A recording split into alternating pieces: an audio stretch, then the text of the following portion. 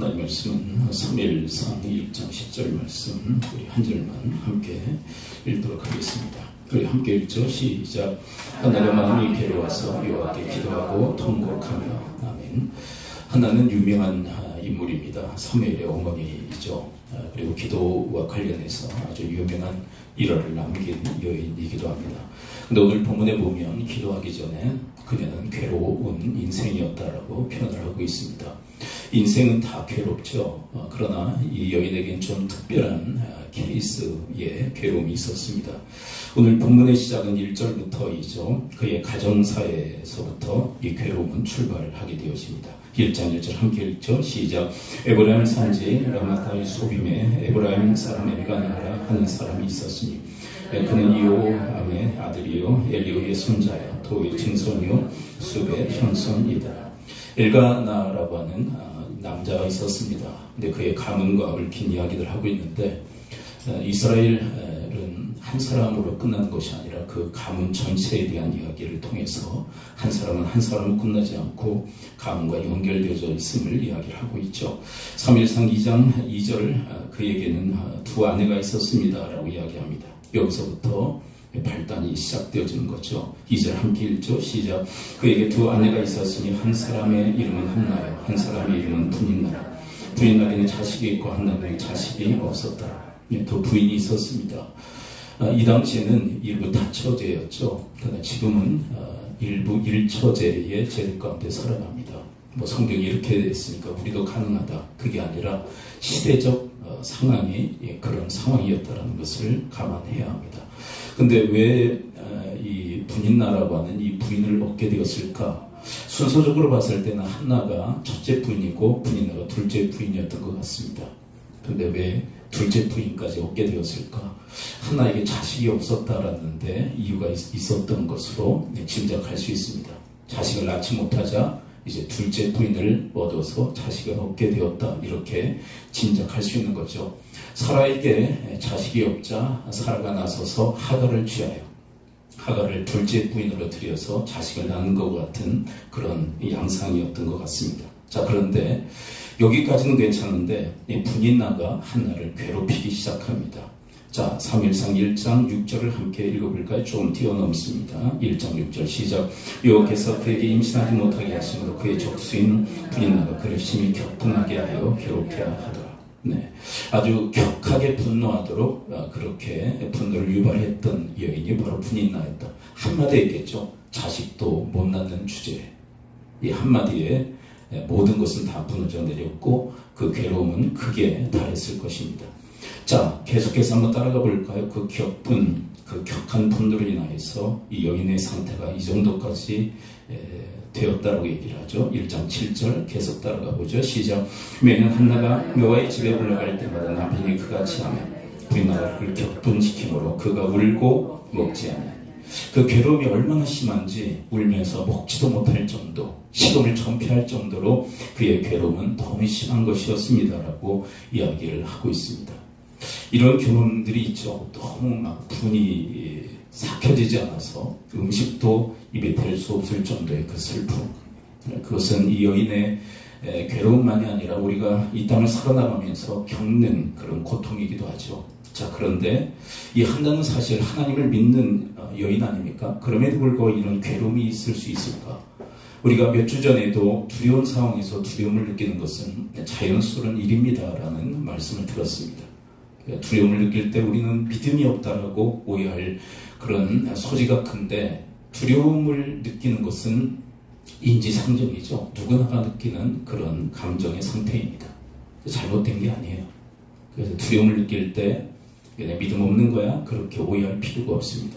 괴로운 일을 만났을 때 괴로움을 겪는 거, 고통스러운 거, 믿음 없는 증거가 아니라 우리가 인생의 그런 삶을 살아갈 때는 그렇게 다 그런 것들을 느끼게 된다는 게 자연스러운 일이다, 이렇게 생각할 필요가 있습니다.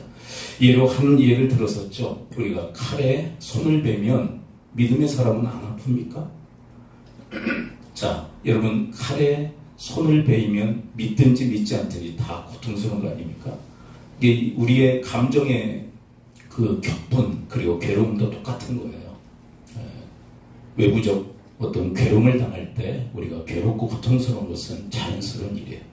그걸 가지고 믿음 있고 없고로 구분해서는 안 됩니다. 자, 오늘 본문을 보게 되면 우리의 믿음 있고 없고를 구분하는 시금석은 다른 데 있다고 얘기를 하고 있어요. 믿음 있는 자는 이것을 하지만 믿음 없는 자는 이것을 할 수 없다고 얘기합니다. 3일상 1장 10절 본문으로 선택해서 읽었던 본문을 다시 한번 읽어볼까요? 시작. 한나가 마음이 괴로워서 여호와께 기도하고 통곡하며. 자, 괴로움으로 끝나지 않고 믿지 않는 사람들은 괴로움으로 끝납니다. 그렇지만 믿음의 사람들은 도약하여 기도하는 줄을 믿습니다. 믿음의 사람, 그리고 믿음 없는 사람의 두드러진 특징이 있다면 그것은 믿음의 사람들은 기도한다는 거예요. 여러분들의 인생 속에서 괴로운 일을 만날 때마다 주님 앞에 나가 기도할 수 있게 되기를 축원을 드립니다. 근데 믿음 없는 분들은 기도할 수가 없어요. 하나님이 계시지 않기 때문에 그의 인생에는 나아갈 하나님이 계시지 않기 때문에 기도하지를 못합니다.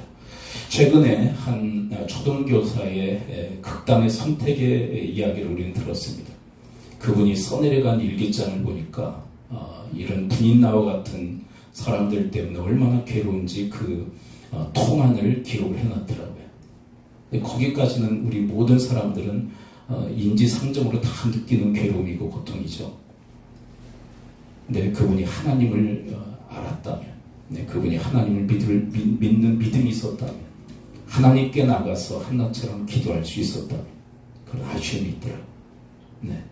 여러분, 우리 스스로는 우리 인생이 당하는 그 괴로움과 고통을 해결할 길이 없으나 하나님께 나가면 여러분 하나님께서 해결해 주실 수 있는 분인 줄을 믿습니다. 그 교사에게 하나님이 계셨다면, 하나님을 믿는 믿음을 가지고 하나님께 나갈 수 있었다면 그런 아쉬움이 있더라고요.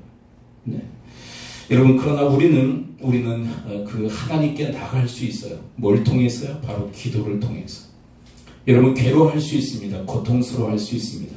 근데 우리에게는 특권이 있는데 하나님께 기도할 수 있는 줄을 믿습니다. 우리는 기도할 수 있어요. 기도. 그게 얼마나 큰 특권이죠. 그러니까 안 하다 보니까 무거운 짐이 되어버린 거죠. 결코 기도는 짐이 아니라 여러분, 기도는 짐짝이 아니라 하나님께서 우리 자식들에게 주신 특권인 줄을 믿습니다. 하나님의 특권이에요.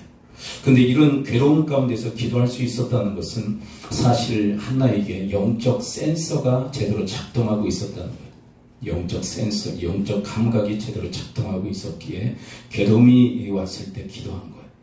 근데 여러분, 믿는 사람들이라 할지라도 다 기도하는 건 아니잖아요. 그렇죠? 믿는 사람들 중에는 기도하는 사람이 있는가 하면 기도 못하는 분들이 계세요. 왜 그러느냐? 영적 센서가 망가진 분들, 또 영적 센서가 둔감하신 분들은 기도하지 못해요. 믿지 않아서가 아니라 영적 그 센서가 망가졌거나 무뎌졌기 때문에 기도하지 못하는 현상들이 일어납니다. 우리가 개척교회, 지금 여기가 세 번째 교회인데요. 처음 개척교회 만수동에서 개척을 했었는데 2층과 지하를 얻었어요.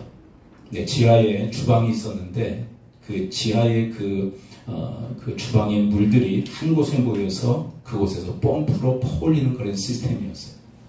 근데 어떻게 퍼올리느냐? 거기에 센서를 달아놔요. 센서. 어느 정도 수위가 차면 센서가 작동해서 물을 퍼올리는 그런 시스템이었습니다. 근데 종종 그 센서가 작동을 하지 않는 경우가 있어요. 어떻게 된 줄 아세요? 지하가 물바다가 돼요. 지하가 물바다가 돼요.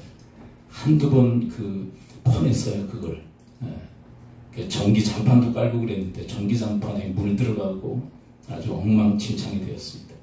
센서가 제대로 작동하지 않으면 재난을 당해요. 그런 것처럼 우리 영적 센서가 작동하지 못할 때 기도하지 않잖아요. 그럼 우리 인생 속에 재난이 들이닥칩니다. 근데 그 센서를 그럼 어떻게 되느냐? 정기적으로 청소를 해야 돼요. 정기적으로. 왜냐하면 주방에 있는 물들이 그리 들어가죠. 근데 이물질, 음식 쓰레기들이 같이 들어가요. 그 이물질이 센서에 붙어요. 그러면 더 이상 무뎌져서 센서가 작동하지 않게 됩니다. 그것을 알고 난 다음부터는 정기적으로 그 청소를 했어요. 아실라나 모르겠네. 제가 청소했어요, 제가. 그래서 이 건물을 얻을 때도 지하를 얻을 건가 3층을 얻을 건가 했을 때 저는 절대로 지하를 얻지 말자. 그 경험이 있었기 때문에. 지하가 얼마나 골치 아플지 몰라요. 물이 차기 시작하면 또 센서가 고장나면 물이 넘치기 때문에 그 정기적으로 청소를 해야 하듯이 우리의 영적 감각도 청소를 해줘야 돼요. 여러분, 그 영적 청소가 기도인 줄을 믿습니다. 네, 희한하죠? 우리로 하여금 기도하게 하는 영적 그 센서, 그 센서를 민감하게 늘 관리하는 그 방편도 기도라는 거예요. 평소에 기도하는 분들이 영적 센서를 민감하게 만들 수 있어요. 그런데 위기가 들이닥쳤을 때 기도할 수 있는 거예요. 여러분, 여러분들이 위기 때만 기도하겠다. 그게 잘 안 돼요. 왜냐하면 우리 영적 센서가 언제 무뎌질지 몰라요. 기도하지 않으면 점점 무뎌져요. 죄들이 끼고 허물이 끼고, 그래서 그 영적 센서가 전혀 작동하지 않는 무딘 상태에 빠지게 되면 위기가 들이닥쳤을 때, 이런 괴로운 일이 있을 때 기도하지 못하는 사태까지 떨어지게 됩니다.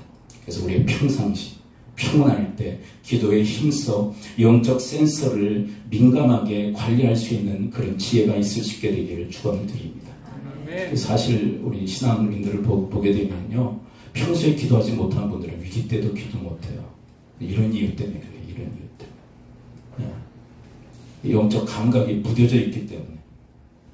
여러분, 아사 같은 경우는 20년의 태평 세월 가운데 완전히 영적 센서가 망가지지 않았던 거예요. 그래서 북이스라엘 침공 때도 기도하지 않아요. 발병이 들었는데도 기도하지 못합니다. 왜 그런 줄 아세요? 영적 센서가 20년 세월 동안에 기도하지 않으므로 완전히 망가진 거예요. 완전히 망가진 거예요. 기도하지 않으면 영적 센서, 영적 감각은 무뎌지고 망가져요. 그러면 더 이상 기도하지 못하는 사태에 떨어지게 됩니다.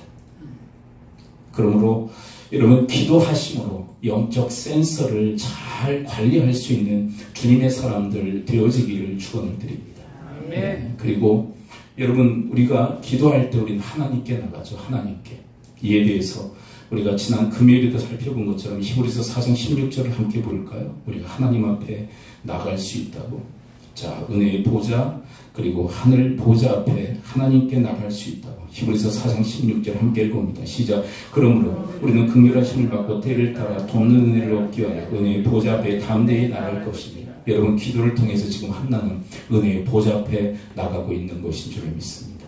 아멘. 하나님 앞에 나가고 있는 것, 하늘 보좌에 나가고 있는 것, 이거 얼마나 기가 막힌 은혜인지 몰라요. 그래서 여러분, 기도라는 것은 이런 어마어마한 하나님의 은총이에요. 이게 하나님 앞에 나간다는 것. 여러분, 우리 사람들에게는 그 이동수단이 있죠. 이동수단. 근데 그 이동수단의 속도를 계속 높이고 있어요. 그래서 기차도 뭐가 나와요? 네, KTX가 나오죠. 그렇죠? 부산에 몇 시간이면 가요? 네, 요즘 한 2시간이면 가나? 일반 열차를 타면 수시간 걸리지만, 네, 한두 시간이면, 네, 먼 거리도 가잖아요. 그리고 또 개발한 게 뭐예요? 비행기를 타잖아요, 비행기. 그래서 이것은 다 현실화되었습니다. 근데 공상과학 영화 같은 걸 보면요, 순간이동장치예요, 순간이동장치. 그래서 이곳에 저곳으로 그냥 순식간에 이동하는. 영화 같은 거 보면 그런 거 있죠. 보셨나요? 근데 우리에게도 그 순간이동 장치가 있는데 그게 기도예요. 기도. 우리는 영적으로 하나님 앞에 순간이동할 수 있는 줄 믿습니다. 아멘. 오늘 본문 히브리서 4장 16절 한번 다시 읽어볼까요? 이게 뭐냐? 기도를 통해서 우리는 순식간에 순간이동으로 하나님에 나갈 수 있다고. 자, 그런 의미로 히브리서 4장 16절 한번 다시 읽어봐요. 시작. 그러므로 우리는 긍휼하심을 받고 때를 따라 돕는 은혜를 얻기 위하여 보좌 앞에 담대히 나갈 것이냐. 기도하면 우리가 순간적으로 하나님 앞에 나가게 되는 줄 믿습니다. 아멘. 여러분, 이게 왜 가능하면 우리 영적인 존재되기 때문에 우리가 거듭났을 때 우리의 영이 살아났어요. 그래서 하나님께 그렇게 순식간에 나가게 되는 줄 믿습니다. 시간이 걸리는 게 아니에요. 기도만 하면, 주여 하면 우리는 순식간에 영적으로 주님 앞에 서는 순간 이동의 그런 은혜가 우리 가운데 임하게 되어지는 줄 믿습니다. 그러므로 사랑하는 성도님은 기도 타고, 여러분 기도를 타고 주님 앞에 여러분들이 서실 수 있게 되기를 축원을 드립니다. 기도의 위력이에요. 기도의 위력, 기도의 능력, 기도의 은총이 우리 가운데 주어진 거예요. 근데 이런 기도가 왜 필요할까? 우리는 왜 기도를 통하여 순간 주님 앞에 이동을 해야 되는 것일까요? 여러분, 한나를 한번 생각해 보실래요? 한나는 지금 처해진 상황, 그리고 만난 사람이 누구예요? 분인나를 통해서 고통당하잖아요. 여기에 그냥 계속 머물러 있으면 분인날을 통해서 계속 격분이 일어날 수밖에 없어요. 이곳에 계속 있으면 어떻게 될까요? 네, 머리채 잡고 싸울 수밖에 없지 않을까요? 네. 이곳에 계속 있으면 고통은 계속 되어지고 분인나와 싸울 수밖에 없고 또 누구 바가지 긁을 수밖에 없을 거예요. 이 상황을 만들어낸 엘가나 그놈이 원흉이잖아. 둘째 부인을 데려가지고 자식 못 난다고 자식 못 난다는 이유로 부인나를 들였다는 얘기는 없으나 짐작하고도 남을 수 있죠. 그래서 엘가나도 멱살을 잡고 한판 해붙일 수도 있는 그런 상황. 그러니까 이 땅에서 계속 머물러 있으면 고통은 계속되어지고 그리고 분인나와 그리고 엘가나와 싸울 수밖에 없는 그런 상황이 전개되어져요. 여러분 야곱에게 두 분이 있었다는 거 아시죠? 처음에 레아와 라헬이 있었어요. 근데 레아는 자식을 잘 낳았지만 라헬은 자식을 못 낳았어요. 근데 라헬이 어떻게 한 줄 아세요? 하나님께 나가지 못했던 라헬. 아까 이야기한 남편 멱살 잡았어. 멱살 잡았다는 얘기는 없지만 그 정도 했을 것 같아요. 나로 하여금 자식 낳게 해라. 그럼 죽어버리겠다. 막 그렇게 남편을 붙들고 협박했어요. 왜 그런 줄 아세요? 여러분 이 땅, 이 척박하고 황량한 그리고 괴로운 인생을 살다 보면 이 땅에 발을 딛고 살다 보면 그렇게 격해진 인생을 살아갈 수밖에 없어요. 그렇게 막 나갈 수밖에 없어요. 근데 여러분 라헬이 어떻게 죽은 줄 아세요? 자식 낳다 죽어요. 말 안 되는 되잖아요. 말 안 돼. 그래서 이 땅에 발을 딛고 고통스러운 이 땅, 괴로운 인생, 이 땅에 밤낮 발을 딛고 살아가면 고통은 계속 유지되어지고 확대 재생산되어질 수밖에 없어요. 근데 여러분 하나님께 나가면 여러분 순간 이동장치는 기도를 타고 하나님 앞에 나가면 하나님은 우리에게 다른 것을 선물해 주시는 줄을 믿습니다. 아멘. 여러분 하나님 그 하늘나라에는 분인나 같은 존재가 없어요. 그곳은 하나님이 통치하고 다스리시는 나라입니다. 여러분 기도를 통하여 하늘 보호자 앞에 은혜의 보호자 앞에 하나님 앞에 여러분들이 순간적으로 이동하여 주님 앞에 설 수 있게 되기를 축원을 드립니다. 시간 걸리는 문제가 아니에요. 기도가 깊어져야 하나님 소리 쌀데기 없는 얘기 주여만 해도 우리는 주님 앞에 서게 되는 줄을 믿습니다. 그래서 하나님 앞에 섰을 때 그녀에게 일어난 놀라운 사건이 뭔가요? 한마디로 이렇게 표현하고 있어요. 3일상 1장 18절 함께 읽어볼까요? 시작. 이르되 당신의 여종이 당신께 은혜를 입기를 원하이다 하고 가서 먹고 얼굴에 다시는 근심빛이 없더라. 얼마나 괴로워했어요. 얼마나 원통하고 얼마나 불쾌하고 그런데 주님 앞에 섰을 때 다시 근심빛이 없게 됐어요. 왜 그럴까요? 하나님이 없애주신 거예요.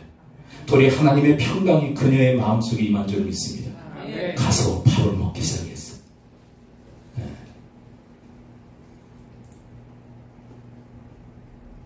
그리고 아들을 낳게 하시고 그 아들이 어떤 아들입니까? 역사의 한 획을 긋는 사무엘, 사사시대와 왕정시대를 잇는 킹메이커를 낳는 놀라운 은혜. 여러분 분이 나는 격분과 원통과 괴로움을 주었지만 하나님은 평강과 아들과 복과 영광을 허락해 주신 줄을 믿습니다. 아멘. 여러분 이 땅에서 살 건가? 이 땅에 발을 딛고 살지만 이 땅에 살 건가? 아니면 하늘의 인생을 살 건가? 우리의 선택의 몫이에요. 여러분 그러므로 여러분 힘써. 그래서 성경은 이렇게까지 얘기하시지 않던가요? 쉬지 말고 기도해요. 이건 무슨 얘기냐면 여러분들이 늘 기도에 힘쓰므로 하나님 앞에서 살도록 하라. 그렇게 이야기하고 계신 거예요. 여러분 시시때때로 여러분의 인생 속에 어떤 일이 일어나건 하나님 앞에 늘 힘써 나갈 수 있게 되기를 축원을 드립니다. 그분께 좋은 복들을 그리고 하나님의 그 영광을 얻는 주님의 사람들 되어지기를 축원을 드립니다. 그렇다면 하나는 뭐라고 기도했을까요? 사무엘상 1장 11절에 보면 그녀의 기도의 구체적 내용을 우리는 확인하게 됩니다. 궁금하시죠? 별로 궁금하시지 않나요? 1장 11절 함께 읽어볼까요? 시작. 서원하여 이르되 만군의 여호와여 만일 주의 여종의 고통을 돌보시고 나를 기억하사 주의 여종을 잊지 아니하시고 주의 여종에게 아들을 주시면 내가 그의 평생에 그를 여호와께 드리고 삭도를 그의 머리에 대지 아니하겠나이다. 세 가지 내용이에요. 세 가지 내용. 첫째는 하나님 저 돌봐주세요. 하나님 저 돌봐주세요. 기도는 어렵지 않아요. 뭐 만군의 뭐 여호와 전지전능한 거 다 필요 없어요. 하나님 저 좀 돌봐주세요. 저 여기서 여종의 고통을 돌보소서라고 하는 이 고백은 고통당하는 저 좀 돌봐주세요. 저 케어해주세요. 저 어려워 이게? 한번 따라서 고백합니다. 주여, 저 돌봐주세요. 근데 그 입 열기가 어려워요. 어떻게 보면 훈련과 연습이 안 되기 때문에 우리는 주님 앞에 입을 떼지 못하는 이유들이 있어요. 지난주에도 그 얘기했잖아요. 왜 기도의 금령을 자기에게 드리나? 기도 하나니까 자꾸 자기에게 기도 금령에 나 못해 안 해봐서 그냥 입을 여세요. 그리고 자신의 가장 필요를 구합니다. 뭐를 구해요? 자기에게 가장 필요한 건 뭐예요? 자식이잖아요. 근데 자식을 구하더라도 이 당시의 상황이에요. 지금은 이제 남아 선호 사상이 이제 거의 없어졌어요. 근데 이 당시에는 남아 선호 사상이 아주 강했던 그런 시대 배경 하에서 이 기도를 드리고 있다는 걸 염두하셔야 돼요. 네. 아들을 달라고, 특별히 아들을 달라고. 그 마음의 소원을 그냥 남김없이 주님 앞에 고백하고 있는 거예요. 자, 그런데 세 번째 기도가 상당히 중요한 대목입니다. 자, 세 번째 대목이 뭔지를 하반의 초점을 맞춰서 11절 한번 다시 읽어볼까요? 시작. 선하여 이르되 만군의 여호와여 만일 주의 여종의 고통을 돌보시고 나를 기억하사 주의 여종을 잊지 아니하시고 주의 여종의 아들을 주시면 내가 그의 평생의 그를 여호와께 드리고 삭도를 그의 머리에 대지 아니하겠느니라. 하나님 응답하시면 아들을 주시면 그 아들을 주님께 드리겠습니다라는 고백이에요. 그런데 이게 뭐냐면 보통 사람들은 이것을 이렇게 해석해냅니다. 뭐라고 해석하냐면 거래다 주님 거. 이거 하시면 이거 해드리겠다. 거래였다. 아니에요. 거래가 아니에요. 이거 주시면 이거 할게요. 이런 거래가 아니었어요. 뭐냐면 은혜에 대한 감사예요. 은혜에 대한 감사. 근데 놀라운 것은 뭔지 아세요? 응답 받기 전에 하고 있다. 이게 무슨 얘기냐면 여러분 아들을 주시면 이라고 하는 이 고백 속에서 여러분 아들을 주시는 것은 하나님의 은혜죠. 응답은 하나님의 은혜입니다. 근데 그 은혜를 받고 내가 어떻게 보답하겠습니다라는 계획 보고인 거예요. 그러니까 응답이라는 은혜를 내가 받았을 때 그 은혜에 대해서 내가 이렇게 보답하겠습니다. 근데 그 보답의 형태가 뭐예요? 한나에게는 그 아들을 드리겠습니다. 응답의 은혜를 받았을 때 그 은혜에 대해서 저는 이렇게 보답할 건데 그 아들을 드릴게요. 여러분들이 받은 거 다 드리라는 얘기가 아니에요. 한나의 경우는 이랬다는 거예요. 한나의 경우. 여러분 우리 기도의 좀 결핍이 뭐냐면 우리는 기도하고 응답까지입니다. 응답까지. 그 이유가 없어요. 그 응답을 받은 다음에 어떻게 보답하겠습니다라는 그 플랜이 우리에게는 원천적으로 없다는 거 아세요? 여러분 여러분들의 기도가 좀 성숙되어지기를 바랍니다. 아니 우리의 기도가 함께 성숙되어지기를 축원을 드립니다. 하나님 이렇게 응답해 주세요. 하나님 저를 도와주세요. 한 다음에 하나님 이렇게 응답해 주시면 저는 그 은혜에 대해서 그 응답의 은혜에 대해서 이렇게 보답하겠습니다라는 플랜을 짜고 그것까지 기도할 수 있는 기도의 성숙이 있을 수 있게 되기를 축원을 드립니다. 그것이 신앙의 성숙을 가져요. 어떤 믿음의 선진의 그 고백이 제 마음에 아직도 남아있는데 기도의 성숙이 신앙의 성숙을 가져온다. 신앙의 성숙은 기도의 성숙 가운데 일어납니다. 여러분 한나의 경우 얼마나 본받을 만한 기도입니까? 그 결과 1장 20절 3회상 1장 20절 그 결과 자, 한나가 하나님 앞에 섰을 때 그리고 하나님 앞에 자신의 그 원통함과 그 모든 그 원한을 토해 놓으며 기도했을 때 하나님의 응답 1장 20절 함께 읽어봅니다. 시작. 하나가 임신하고 때가 이름에 아들을 낳아 사무엘이라 이름하였으니 이는 내가 여호와께 그를 구하였다 하나니 사무엘을 얻어요. 근데 그 사무엘의 이름의 뜻이 뭐라고요? 여호와께 그를 구하였다. 구하여 얻었다라는 의미예요. 그러니까 사무엘이라는 이름의 의미는요 아주 간단해요. 하나님께 구하여 하나님께 얻었다. 이게 사무엘의 의미예요. 여러분들의 인생 도처에 이 사무엘이 있을 수 있게 되기를 축원을 드립니다. 하나님께 구하여 얻는 이 사무엘 이런 옥동자를 많이 낳을 수 있게 되기를 축원을 드립니다. 그래서 그 간증이 여러분과 저의 인생 속에 차고 넘칠 수 있게 되기를 축원을 드립니다. 하나님께 구하여 얻었다라고 하는 그 사무엘 여기에 사무엘이 있습니다. 여기에 사무엘이 있습니다. 저 인생에 이런 사무엘이 있습니다. 여러분 이 한나는요 이게 다 하나님의 은혜인 줄 지금 알고 있는 거예요. 은혜.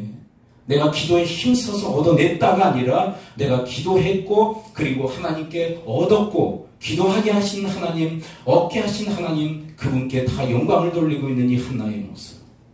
그리고 아까 뭐 했어요? 그렇게 하나님이 응답하시면 이렇게 보답하겠습니다라고 하는 것을 실행에 옮깁니다. 첫 때는 3일상 1장 27절 엘리 제사장에게 가서 이렇게 고백하며 그 약속을 이행하죠. 27, 28절 함께 연이어서 읽어볼까요? 시작. 이 아이를 위하여 내가 기도하였더니 내가 구하여 기도한 바를 여호와께서 내게 허락하신지라. 28절. 그러므로 나도 그를 여호와께 드리되 그의 평생을 여호와께 드리나이다 하고 그가 거기서 여호와께 경배하니라. 나도 하나님께서 나에게 구한 대로 주시는 것처럼 나도 하나님께 이렇게 드리겠습니다. 그 고백대로 실천하고 있는 이 한나의 모습. 응답 받은 다음에가 더 중요하다고 생각해요. 응답 받은 다음에. 근데 우리는요, 응답 받는 것만 중요하게 생각해요. 클라이막스를 응답이라고 생각하지만, 그러나 한나의 경우를 통하여 우리에게 레슨하시는 중요한 내용이 뭐냐면, 응답이 클라이막스가 아니라 그 받은 은혜에 대해서 나도 이렇게 보답하겠습니다라고 그렇게 결정하고 그렇게 이행하는 것, 은혜에 대한 보답, 응답에 대한 그 보답이 클라이막스였음을 한나를 통해서 우리에게 가르쳐주고 있는 거예요. 여러분들 인생 속에 어찌 보면 응답 많았을 거예요. 여기까지 나갔느냐? 여기까지 나갔네. 정말 그 은혜를 은혜로 알고 응답이 은혜인 줄 알고 내가 기도에 힘써 쌀데없는 얘기하지 말고 그 기도하게 하신 분도 하나님의 은혜 아니에요. 무슨 그런 쌀데없는 얘기들을 해. 그리고 응답도 하나님의 은혜가 아닌가요? 그 은혜에 정말 고맙고 감사해서 보답하는 삶을 살았는가? 그것이 우리 인생을 결정지을 거라. 시편 116편에 보면 이 시편 기자도 바로 이런 한나와 같은 인생을 살았습니다.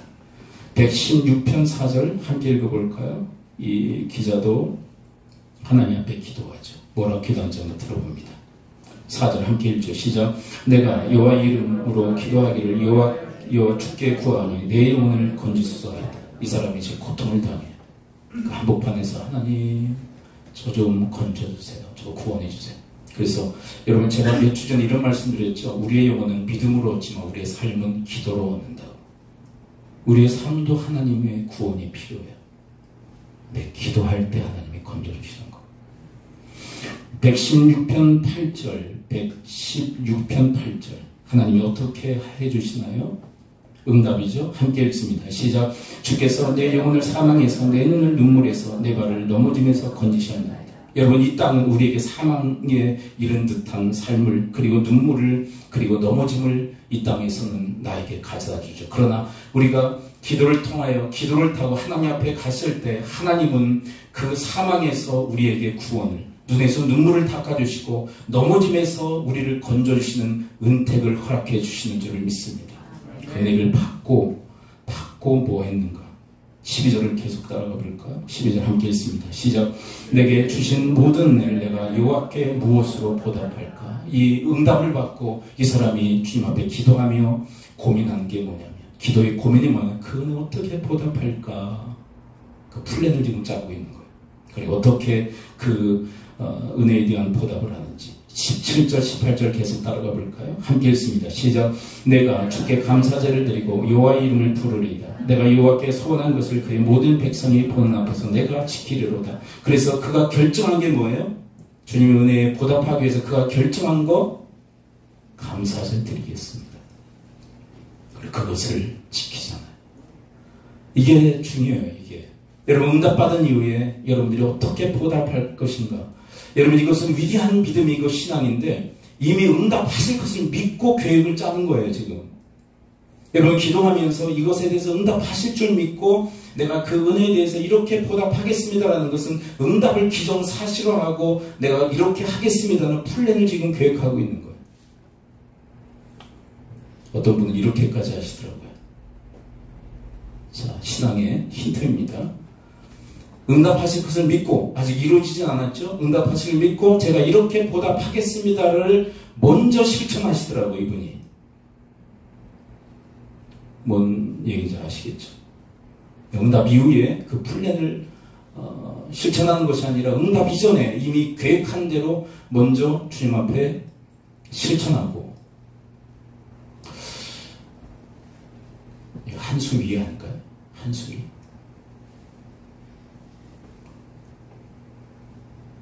여러분, 엘리사 시대에 있는 나만이 바로 그렇게 했습니다. 그가 엘리사에게 와서 구하죠. 병 낫기로 한다. 요단강에 가서 7번 몸을 담그라고 옥신각신하다가 가서 담그고 깨끗함을 얻어요. 그리고 그렇게 고침받은 이후에 열왕기하 5장 17절 나만에 감사합니다. 나만에 감사. 함께 읽어보죠. 시작. 나만이 이르되 그러면 청하건대 노새 2마리의 실을 흙을 당신의 종에게 주소서. 이제부터는 종이 번제물과 다른 희생제사를 여호와 외에 다른 신에게는 드리지 아니하고 다만 여호와께 드리겠나이다. 이 땅에 흙을 주세요. 하나님의 땅에 흙을 주세요. 제가 고국으로 돌아가서 그 땅에 하나님의 이 땅에 흙을 깔고 그곳에 제단을 쌓고 하나님께 예배하겠습니다.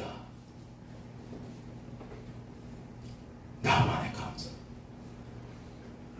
그런데 이 믿음의 이 선제 선배들 이들의 모습을 보게 되면 얼마나 기발한 창조적 아이디어를 가지고 하나님 앞에 감사하고 있는지. 다 똑같지 않죠. 받은 은혜가 또 다르고 응답이 다르기 때문에 그 형태가 너무나도 창조적인 아이디어 가운데 하나님 앞에 감사하고 있는 이들의 모습. 여러분, 이것은 하나님께로부터 하나님의 감동 가운데 임했다라고 저는 생각해요. 여러분, 하나님 앞에 열린 그런 영혼을 통하여서 하나님의 그 창조적 그 아이디어가 여러분들 가운데 쏟아져 들어갈 수 있게 되기를 축원을 드립니다. 아멘. 천편일률적 감사가 아니라, 그래서 우리 교회에서도 뭔가 기도하시고 이루어지시면 떡 하시라고 그랬더니 밤낮 떡만 하시더라. 네. 더 하시기를 축복합니다. 네. 성도들에게 뭐 떡해라, 그보다 더 해라, 그게 아니라 하나님께 하시기를 축복합니다. 창조적 아이디어 가운데. 근데 여러분, 창조적 아이디어를 사모하면 하나님의 감동이 계속 임해요. 왜요? 하나님은 구하는 자에게 그 구하는 것을 주시거든요. 이것이 우리의 삶의 파장을 일으키는데, 우리를 이 땅에서 정말 창조적인 그런 아이디어를 가지고 살아가는 존재들로 우리를 만들어 가시는 줄 믿습니다. 예, 그렇게 열린 사람은 하나님 그렇게 빚어가시는 거예요.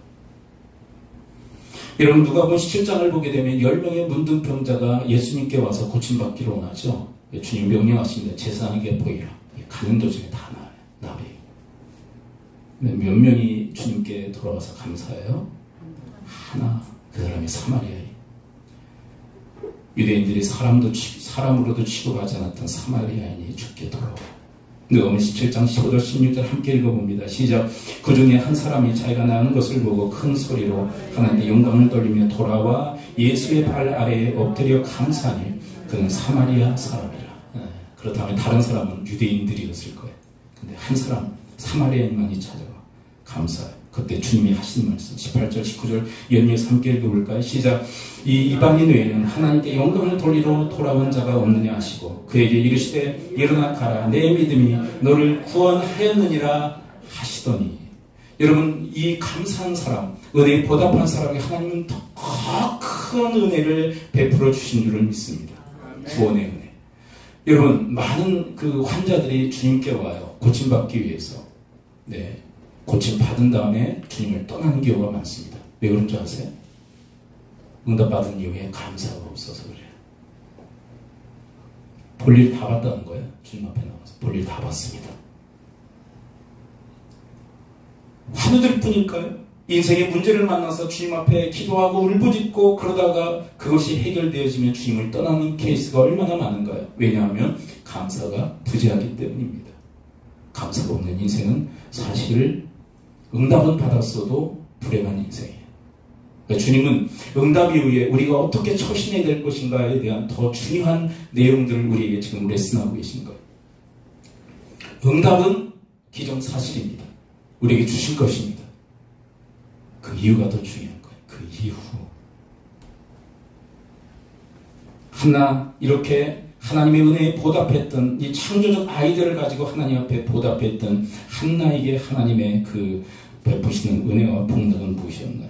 짤막하게 이렇게 기록하고 있어요. 사무엘상 2장 21절 함께 읽습니다. 시작.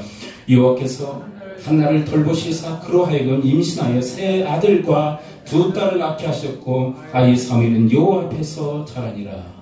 그토록 아이를 낳지 못해서 고통하고 또 원통하고 통곡했던 이 여인에게 세 아들과 두 딸, 지금 시대로는 이해가 도무지 안 되죠. 근데 이것을 가장 큰 복으로 생각했던 그 시대에 가장 큰 복락을 이 여인에게 허락하셨다는 거 아세요? 여러분, 자식이 없던 이 여인에게 아들 셋과 두 딸은 엄청난 복이었어요. 자식이 없던 이 여인에게 자식 복이야말로 가장 큰 복이 아니었나요? 그래, 그토록 하나님 앞에 애지중지하며 그렇게 젖될 때까지 키우며 하나님 앞에 드렸던 사무엘은 여호와 앞에서 자란 하나님의 영적 거목으로 그렇게 하나님의 세우시는 모습을 보게 되어집니다. 여러분, 하나님께서는 우리에게 왜 응답 이후에 감사를 요청하시는 걸까요?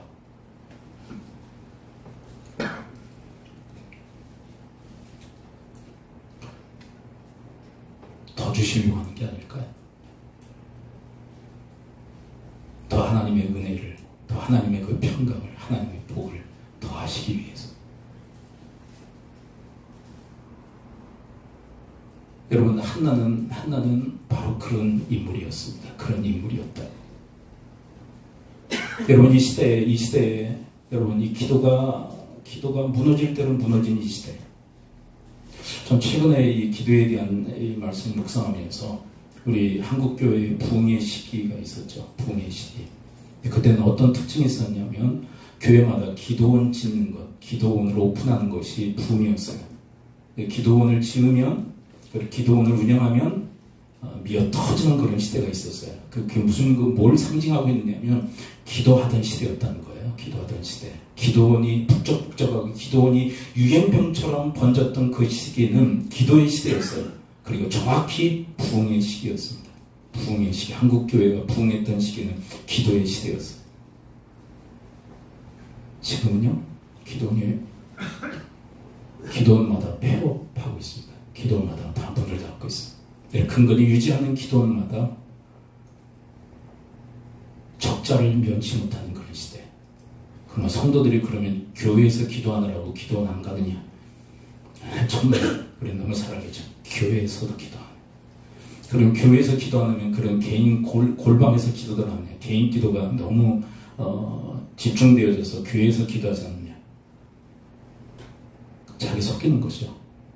개인 기도가 강하기에 교회의 기도가 무너진 겁니까? 전체적으로 기도가 무너진 거예요. 그래서 한국교회의 부흥의 시대가 끝났다고 하는 그런 시대를 우리가 갖고 있습니다. 어떻게 할 건가?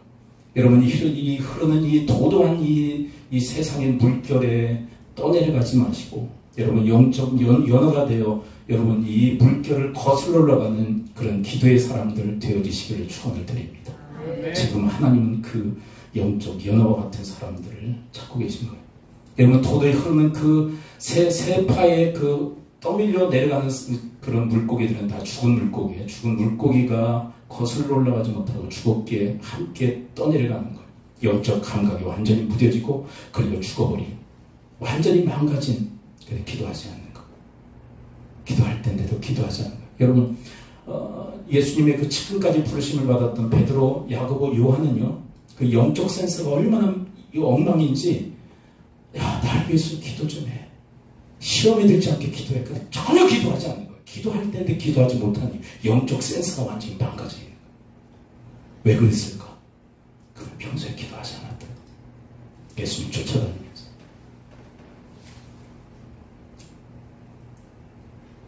여러분, 시작하십시오. 시작하신 분들은 여러분 그 기도의 그 깊이를 더해 가실 수 있게 되기를 축원을 드립니다. 기도하죠. 이 시간 우리 함께 기도하기로 합니다. 우리 말씀을 또 기도할 때 아버지 하나님, 저희들 한나처럼 괴로운 일을 당하면 괴로울 수밖에 없습니다.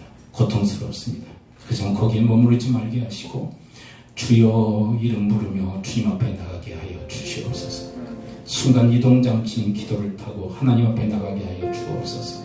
하나님, 이 땅에서 받는 그 괴로움이 아닌 하나님의 그 평강을, 하나님의 그 은혜와 복을 저들에게 부으시는 줄 믿고 기도를 통하여 기도를 타고 하나님 앞에 은혜의 보좌 앞에 힘써 나가는 자들이 되어 하나님의 그 응답받는 하나님의 그 복락을 받는 주님의 사람들 되어지게 하여 주옵시고 그렇게 받은 이후에 하나님 앞에 구체적으로 또 온전히 감사하는 은혜에 보답하는 삶을 살아갈 수 있도록 주여 도우시고 인도해 달라고 우리 합심 통성으로 주 앞에 간구하며 나가도록 하겠습니다. 아버지 하나님 오늘 말씀해 주니 감사를 드립니다. 주님 기도의 재단이 무너지는 이 세태 속에서 아버지 하나님 기도의 재단이 방방곡곡에서 무너져 내리는 이 시대 속에서 아버지 하나님이여 기도원 그리고 교회 그리고 개인 골방의 기도의